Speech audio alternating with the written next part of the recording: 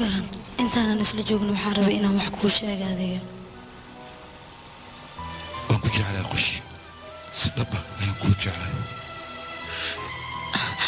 karan intaanan isla joognay waxaas awoodoon u yeelan waayo inaan kuu sheego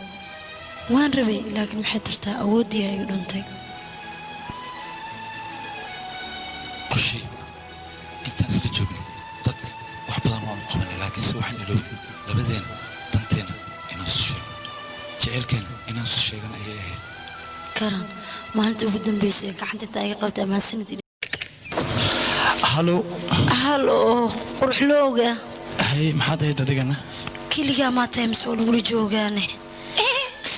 keligayaan ah maxaad ii qaban kartaa ii sheeg bal adiga run ahaanta beelaa tahay waan u dhashay taas maxaa cusuboo haysaa marka gabar saaxiiba maa leedahayna adiga haa beryahan mid ayaan wadwadaa gabadhaas waa gabar aad iyo aad u nasiib badan magaceeda ii sheeg bal ciisha ayaa la yidhaahdaa